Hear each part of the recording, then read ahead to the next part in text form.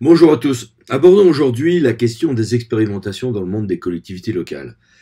La plupart des territoires expérimentent sans que ça soit juridiquement une expérimentation. On va tester une nouvelle organisation ou une nouvelle tarification de la restauration scolaire, de nouvelles modalités d'information et de concertation en amont des planifications de travaux de voirie, et puis tout va bien.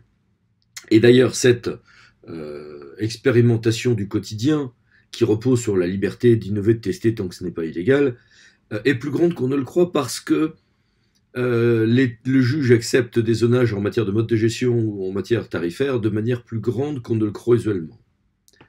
Sauf texte spécifique, si vous essayez au stade d'une intercommunalité fiscalité propre de faire une zone en taxe d'enlèvement des ordures ménagères et une zone en redevance, vous serez en but au texte spécifique en ce domaine, par exemple.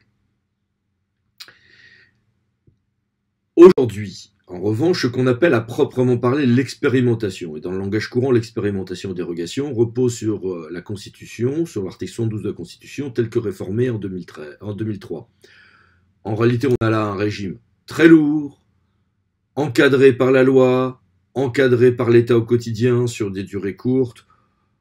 Bref, un régime qui est contraignant, peu utilisé, mais qui a quelques succès à son actif, comme par exemple le passage du RMI au RSA après des expérimentations réussies de certains départements. Avec donc une partie entière du CGCT qui est en quasi-jachère, peu utilisée aujourd'hui. Et nombre d'expérimentations se font en réalité par des adaptations qui ne sont pas juridiquement des expérimentations, et qui sont glissés dans tel ou tel texte spécifique, comme par exemple les plans de sous-traitance aux PME locales en droit des marchés publics ou autres.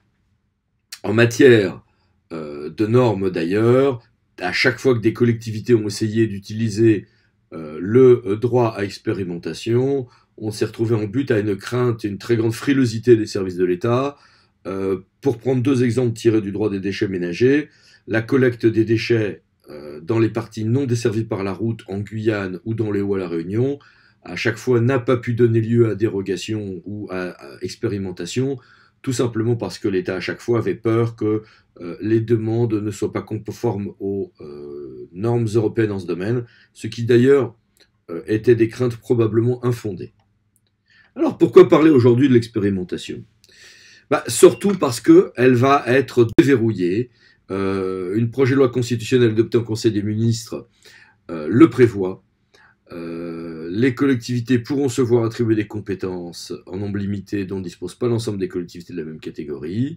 Et surtout, les collectivités locales ou leurs groupements pourront, lorsque la loi ou un simple règlement le prévoiront, déroger et expérimenter dans des conditions assez largement déverrouillées.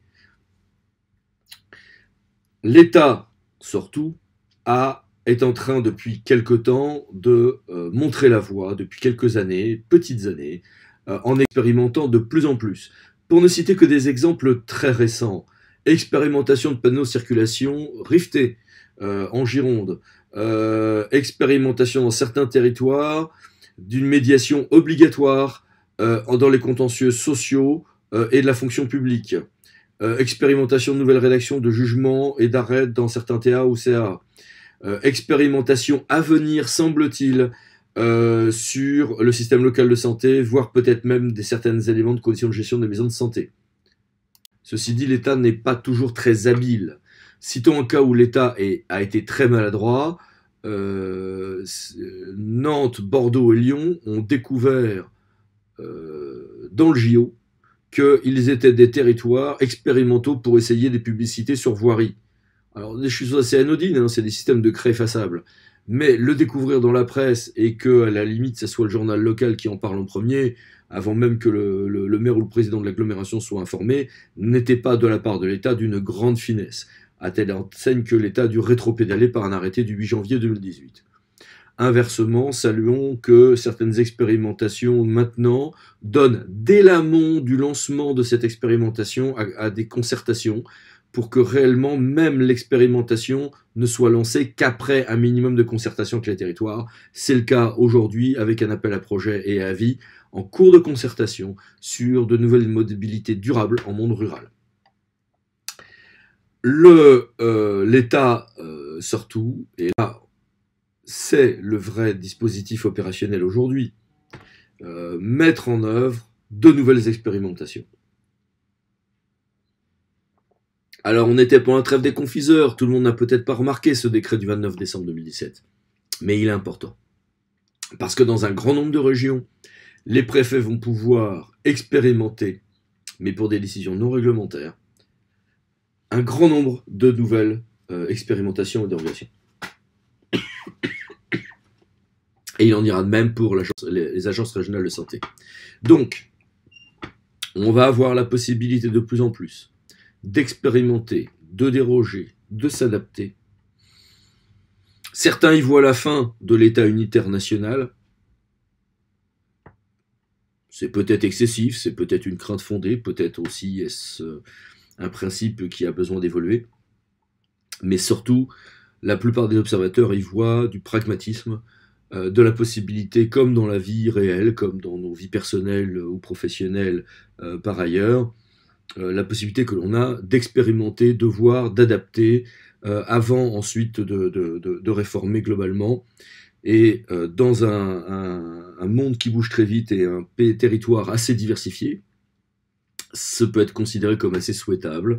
Et nous sommes là donc peut-être dans les prémices en réalité d'évolutions importantes quant à la manière de gérer les affaires publiques, où on autorisera les gens à tester, puis ensuite à avoir différentes modalités d'action, ce qui devrait être assez prometteur.